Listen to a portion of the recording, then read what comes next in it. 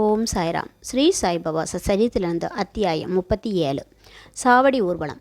இந்த அத்தியாயத்தில் ஹேமத்வந்த் வேதாந்தத்தின் கருத்துக்கள் சிலவற்றை குறிப்பிட்டுவிட்டு சாவடி ஊர்வலத்தை வர்ணிக்கிறார். முன்னுரை. சாயின் வாழ்க்கை புனிதமானது. அவரது அன்றாட நடைமுறையொழுக்கம் புனிதமானது.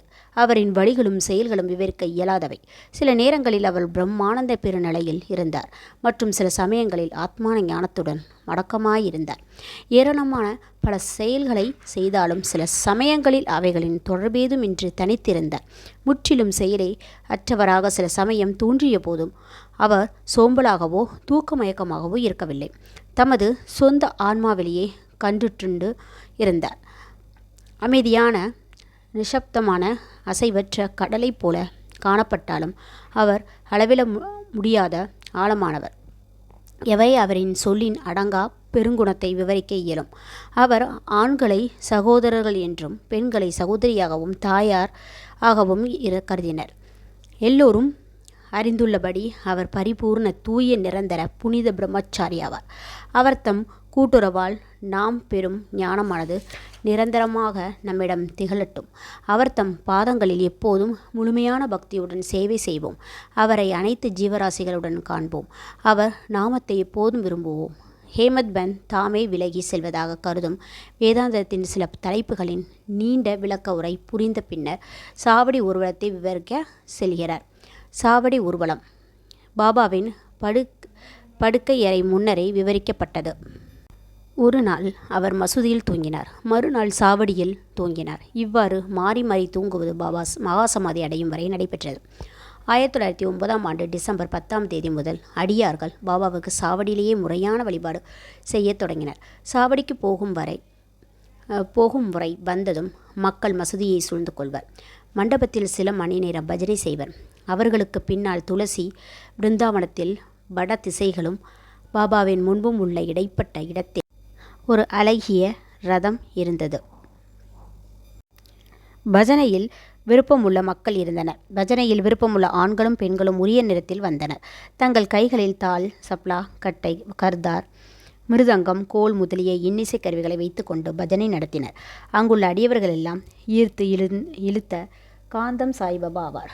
புறத்தேயுள்ள திண்ணையில் சிலர் தங்கள் தீவெட்டிகளை ஒழுங்குபடுத்தினர். சில பல்லக்கை அலங்கரித்தனர். சிலர் தங்கள் கைகளில் பிரம்பு குச்சியை வைத்து கொண்டு பாபாவுக்கு ஜெயகோஷம் செய்து கொண்டிருந்தனர். மசூதியில் மூளையானது ஜோடனை துணிகளால் அலங்கரிக்கப்பட்டது. மசூதியை சுற்றிலும் எரியும் விளக்குகளின் வரிசை தங்கள் ஒளியை சிந்தின. ஷாம் கர்னா என்ற பாபாவின் குதிரை முழுவதுமாக அலங்கரிக்கப்பட்டு வெளியே நின்று கொண்டிருந்தது. பின்னர் தாத்தியாவாடில் சில ஆட்களுடன் பாபாவிடம் வந்து அவரை தயாராகும்படி கேட்டுக்கொள்கிறார். தாத்தியா வந்து தனது கைகளை பாபாவின் நக்குலில் கொடுத்து அவருக்கு உதவி செய்யும் வரை பாபா அமைதியாக உட்கார்ந்திருப்பார். தாத்தியா பாபாவை மாமா என்றழைத்தார். உண்மையில் அவர்களது உறவு மிக மிக நெருக்கமானது. தமது உடம்பில் பாபா வழக்கமான கம்பினிகளை அணிந்து சட்காவை தமது அக்குள்களில் வைத்து கொண்டு தம் சில்லியும் புகையிலை இவற்றோடு ஒரு துணியை தோளில் போட்டுக்கொண்டு கிளம்ப ஆயத்தமாயினார். பின்னர் தாத்தியா பொன்னால் எம்ப்ராய்டு வேலையை செய்யப்பட்ட ஓர் அழகிய சால்வையை அவர் மீது அணிவித்தார். இதன் பின் பாபா பின்னால் இருக்கும் விறகும் கட்டைகளை தமது வலது கால் கட்டை விரலால் சிறிது இழுத்து வலது கையால் எரிந்து கொண்டிருக்கும் விளக்கை அணைத்துவிட்டு சாவடியை புறப்படுகிறார். டாஷே, பேண்டு, சங்குகள், மிருதங்கம் முதலிய எல்லா விதமான இசைக்கருவிகளும் தங்கள் விதவிதமான ஒலிகளை எழுப்புகின்றன. வான வேடிக்கைகள் மாறுபாடான வெவ்வேறு வகையான வர்ணஜல காட்சிகளை காட்டுகின்றன. வீணை மிருதங்கத்துடன் இணைந்து ஆண்களும் பெண்களும் பஜனை செய்து கொண்டு பாபாவின் பெயரை பாடிக்கொண்டு நடக்க துவங்கினார்கள். சிலர் மகிழ்ச்சியால் நடனமாடினர். சிலர் பல வகையான கொடிகளையும் கம்புகளையும் எடுத்து செல்கின்றனர். மசூதியில் படிகளும் பாபா வந்ததும் பல்தார்கள் பாபாவுக்கு கட்டியம் கூறினர். பாபாவின் 2 பக்கங்களில் சாமரம் பிடித்து கொண்டிருப்பவர்களும் விசிறிப்பவர்களும் நின்று கொண்டிருந்தனர். அடியவர்களின் கைகளால் தாங்கப்பட்டவரை பாபா நடந்து வரும் வழியில் துணி மடிப்புகள் விரிக்கப்பட்டிருந்தன. தாத்தியாபாடில் அவரது இடது கைகளையும் மகள்சாபதி அவளது கையையும் பாபு சாஹிப் ஜோக் அவர் தலை மீது குடைகளையும் பிடித்திருந்தனர். இவ்விதமான பாபா சாவடிக்கு நடந்து செல்கிறார். முழுமையும் அலங்கரிக்கப்பட்ட ஷாம் கர்ணா என்ற சிவப்பு குதிரை வழிவகுத்து கொண்டு சென்றது. அதன்பின் பல்லக்கு, தூக்கிகள், ஏவலாட்டுகள், இசைப்பாடுவோர் மற்றும் அடியவர் கும்பலும் வந்தனர். ஹரி நாமமும் சாய் நாமமும் இசையுடன் இணைந்து குரலோலி வானப்பிளந்தது. இவ்விதமாகவே ஊர்வலம் வீதி முனையை அடைந்தது. இந்த கூட்டத்தில் கலந்து கொண்ட யாவரும் மிக்க மகிழ்ச்சி அடைந்து களிப்புடன் காணப்பட்டனர். வீதியில் இந்த முனைக்கும் வந்ததும் பாபா சாவடியை நோக்கி நின்று கொண்டிருந்தார். ஒரு தெய்வீக ஒளியுடன் அவர் பிரகாசித்தார். அதிகாலையைப் போன்றோ உதய சூரியனின் பிரபையைப் போன்றோ அவர் முகம் சுடரொளி வீசியது. ஒருமுகப்பட்ட மனத்துடன் பாபா அங்கு யாரையோ கூப்பிடுவோர் போல் வடக்குத்தையை நோக்கி நிற்கிறார். எல்லா இசைக்கருவிகளும் ஒலித்து கொண்டிருக்கும் போது பாபா தமது வலது கையை மேலும் கீழும் சிறிது நேரம் அசைக்கிறார். இந்நேரம் காகா சாஹிப் தேசி குலால் என்ற சிவப்பு பொடியுடன் கலந்த மலர்களை கொண்டு வெள்ளி தட்டத்துடன் முன்னே வந்து அவைகளை பாபாவின் திருமேனிகளின் அடிக்கடி தூவினார். இத்தருணத்தில் இன்னிசை கருவிகள் மிக சிறப்பாக ஒலித்தன. பாபாவின் முகம் நிலையுறுதியான அதிகரிக்கப்பட்ட காந்தியுடனும் அழகுடனும் கதிரை உமிழ்ந்தது. எல்லா மக்கள்களும் இந்த ஜோதியை தங்கள் மன நிறைவு கொள்ளும் வரை பருகிறார்கள். இந்நிகழ்ச்சிகளில் காட்சிகளும் உயர்வான கீர்த்தனைகளும் விவரிக்க வார்த்தைகள் தவறிவிடுகின்றன. சில சமயங்களில் மகள்ஷாபதி ஏதோ ஒரு ஆவேசம் பிடித்தவர்கள் போல் ஆடுகிறார். ஆனால் பாபாவின் ஏகா கிரகசித்தம் சிறிதளவும் கலைக்கப்படாதது கண்டு அனைவரும் அதிசயித்தனர். தமது கைகளின் விளக்குடன் தாத்தியாபாடில் பாபாவின் இடம் புறத்திலும் பகத் மகள்ஷாபதி வலதுபுறத்திலும் பாபாவின் ஆடைகளின் நுனியை பிடித்து கொண்டு வருகிறார். எத்தகைய சுந்தர ஊர்வலம்! எத்தகைய பக்தியின் பாங்கங்கள்! இதை காண ஆண்களும் பெண்களும் ஏழைகளும் பணக்காரர்களும் அங்கு ஒன்றாக திரண்டுள்ளனர். பாபா மிக மெதுவாகவே நடக்கிறார். பக்தர்கள் இருமருங்கிலும் அன்புடனும் பக்தியுடனும் தொடர்கிறார்கள். அவ்விடத்து வழி மண்டலம் முழுவதும் மகிழ்ச்சி ஊடுருவம் பறந்து ஊர்வலம் சாவடியை அடைகிறது. அக்காட்சியை அந்நாட்களும் சென்றுவிட்டன. ஒருவரும் அவைகளை இப்போது எதிர்காலத்திலோ பார்க்க முடியாது. எனினும் அக்காட்சியின் தோற்றத்தை நினைவு கூர்ந்து மனக்கண் முன் கொணர்ந்தும் நமது உள்ளங்களுக்கு அமைதியாகவும் திருப்தியையும் வழங்கலாம். சாவடியையும் நல்ல வெண்மையான கூரை கண்ணாடிகள் வேறு விதமான விளக்கு கழிவைகளால் அலங்கரிக்கப்பட்டிருக்கிறது.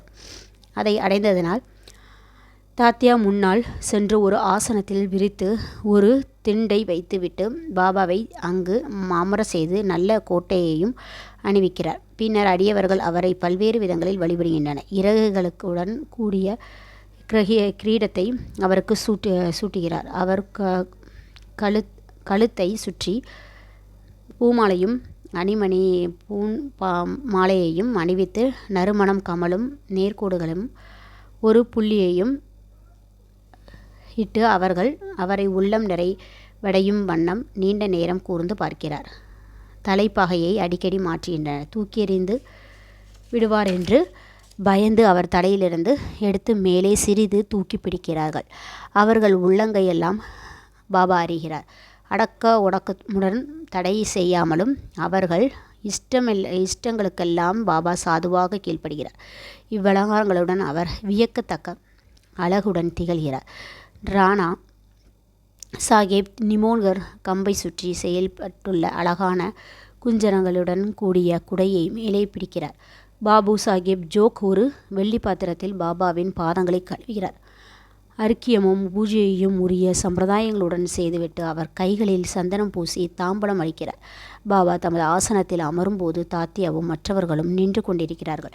அவர் பாதங்களில் விழுந்து பணிகிறார்கள். பாபா வசதியாக திண்டின் மேல் சாய்ந்து அமர்ந்து கொண்டிருக்கும் போது இருமருங்கும் உள்ள அடியவர்கள் சாமரமும் விசிறியும் வீசுகிறார்கள். பின்னர் ஷாமா சில்லிம் தயார் செய்து அதை தாத்தியா பாடிலில் கையில் கொடுக்க அவர் அதை தமது சுவாசத்தால் ஒருமுறை உறிஞ்சிய பின்னர் பாபாவிடம் கொடுக்கிறார். பாபா புகைத்த பின்னர் அது பகத் மகள்ஷாபதியிடம் கொடுக்கப்பட்டு பின்னர் சுற்றி எல்லோரிடமும் வழங்கப்படும் ஜடமான சில்லியும் புனிதமாக்கப்பட்டது. அது பலவித தண்டனைகளும் துயரங்களுக்கும் ஆட்பட வேண்டியிருக்கிறது. குயவர்களால் மிதியுண்டும் வெயிலில் காய வைக்கப்பட்டும் நெருப்பில் சுடப்பட்டும் இருப்பினும் பாபாவின் கைகளில் படுவதற்கும் அவரின் முத்தத்தை பெறுவதற்கும் அது நல்ல அதிர்ஷ்டம் பெற்றிருக்கிறது. அதன் பின்னர் விழா முடிவடைந்து பூமாலை பாபாவின் கழுத்தில் அடியவர்கள் அணிகிறார்கள், பூச்செண்டும் அளிக்கிறார்கள். உணர்வு வசமுறா நடுநிலையில் அவாவின்மையின் அவதாரமாகிய சாயி அட்டிகை மணிகள், பூமாலைகள் மற்றும் பல அலங்காரங்கள் இவைகளை பற்றியெல்லாம் எல்லளவும் கவலைப்படுவதில்லை. ஆனால் தம் அடியவர்களில் உள்ள உண்மையான அன்பின் காரணமாக அவர்கள் தாங்கள் விரும்பிய வழிகளை கையாண்டு மகிழ்வடைய அனுமதிக்கிறார். முடிவாக இன்னிசை கருவிகள் தங்கள் புனித ராகங்களை ஒலித்து கொண்டிருக்க பாபா சாஹிப் ஜோக் எல்லா சம்பிரதாயங்களுடனும் ஆராய்த்து காண்பிக்கிறார். இந்த ஆராய்த்து முடிவுற்றதும் அடியவர்களின் ஒவ்வொருவராக வழங்கி விடைபெற்று கொண்டும் வீடுகளுக்கு திரும்புகிறார். தாத்தியாபாடில் அவருக்கும் சில்லியும் பன்னீர் அத்தர் சென்ட் இவைகளை அளித்துவிட்டு புறப்படுவதற்காக எழும்போது பாபா அவரிடம், அன்பு ததும்ப என்னை பார்த்துக்கொள், வேண்டுமானால் போ, இரவில் சில சமயங்களில் வந்து என்னை விசாரித்துக்கொள் என்று கூறினார். சரி என விடையளித்துவிட்டு தாத்தியாபாடில் சாவடியை விட்டு வீட்டுக்கு செல்கிறார். பின்னர் பாபா தாமே படுக்கையை தயாரித்துக் கொள்கிறார். ஒன்றின் மேல் ஒன்றாக 60 வெள்ளை துண்டுகளை விரித்து படுக்கையை தயார் செய்து கொண்டு இளைப்பாற செல்கிறார். வாசகர்கள் ஒவ்வொரு நாளும் போகும்போது சாய்பாபாவின் அவரது சாவடி ஊர்வலத்தை நினைவு கூறும்படியும் வேண்டிக் கொள்கிறேன். இந்த அத்தியாயத்தை முடித்து அனைவரும் இளைப்பாறுவோமாக. ஸ்ரீ சாய்யப்பனை அனைவரும் சாந்தி நிலைக்கட்டும். ஓம் சாய்ராம், ஓம் சாய்ராம். அல்லா மாலிக்.